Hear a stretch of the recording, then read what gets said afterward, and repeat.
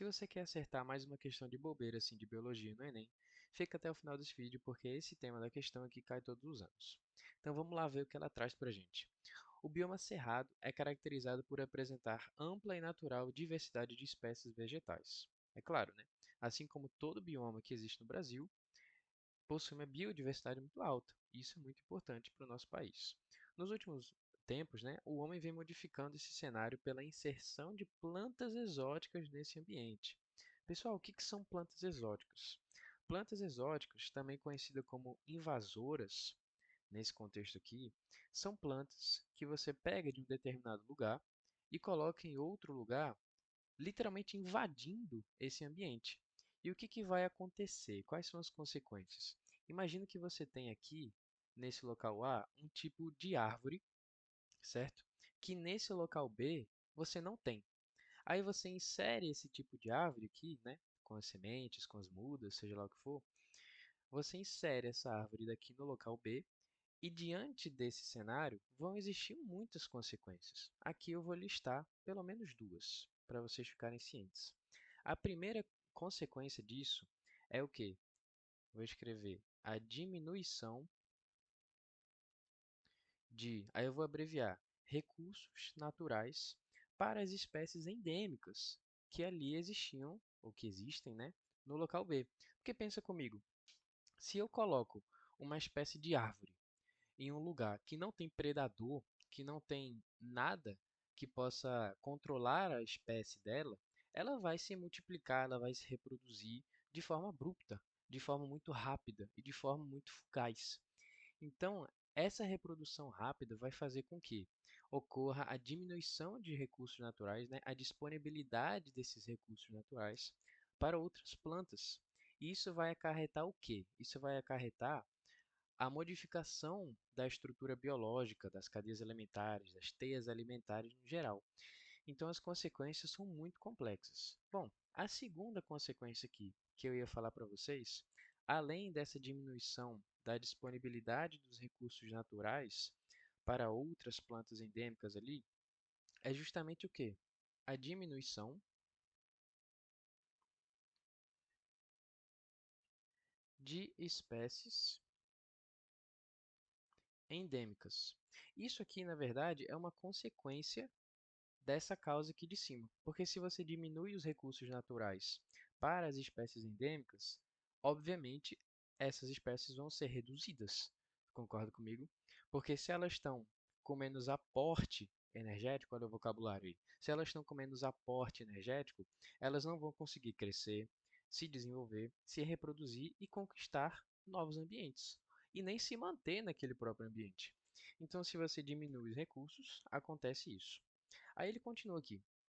Exemplo disso é o cultivo do capim-gordura. Aí ele deu um exemplo, né? Nativo do continente africano e utilizado nesse tipo de ecossistema como forma de pastagem. Ou seja, os caras pegaram esse capim-gordura lá da África, trouxeram para o Brasil e colocaram no cerrado, em algumas partes do cerrado, para servir de quê? De pastagem, para os bois comerem, justamente. Aí ele continua: é importante ressaltar que essa espécie vegetal é capaz de se espalhar por grandes áreas, olha aqui, devido à sua agressividade e poder competitivo. Poder competitivo aqui está no sentido de quê? Está no sentido de a planta justamente o quê? Olha aqui, diminuir os recursos naturais para as plantas endêmicas daquela região. Porque se você aumenta a competitividade, obviamente vai ter um ganhador e um perdedor. E quem é o ganhador aqui nesse caso? É a planta exótica, é a planta invasora. E por que isso é ruim? Porque ela vai começar a se expandir, a se reproduzir, a crescer, a conquistar novos territórios e as plantas endêmicas vão morrer. A diminuição das espécies delas vão ser muito presentes, né, nesse ambiente. Aí ele pergunta: em longo prazo, essa ação do homem, qual ação do homem? A introdução de espécies exóticas em um certo ambiente. Pode gerar qual consequência? Aí a gente vai para a análise das alternativas agora.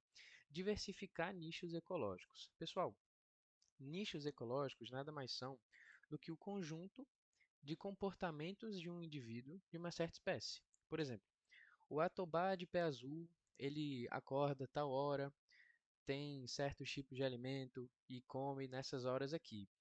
O cortejo para a reprodução é dessa forma, ele mostra os pés azuis dele para impressionar a fêmea. Isso é um nicho ecológico, é o conjunto de comportamentos que uma espécie tem durante o ciclo de vida dela. Tu concorda comigo que isso é um pouco desconexo com o tema? Não tem muito a ver, certo? Nichos ecológicos aqui está no contexto muito amplo e não tem muita conexão com o tema proposto, então não é. Assorear as nascentes do bioma. Pessoal, também não tem muita relação você plantar o capim-gordura e as nascentes do bioma serem assoreadas pelos próprios leitos desse rio. Ou seja, a areia, cascalho e outras coisas dos leitos dos rios, né, das nascentes do bioma, vão começar a cair dentro do rio porque eu plantei capim-gordura para o meu pasto comer. Não faz o menor sentido, né? Ok. Letra C. Dificultar a infiltração de água na terra. Pessoal, também não tem muita conexão com o tema, certo? Dificultar a infiltração de água pode acontecer de forma indireta, mas não é a principal causa aqui nesse momento, certo? Nesse contexto. Aí vem a letra D, ó, se liga. Diminuir as espécies nativas do bioma. Olha aqui, ó.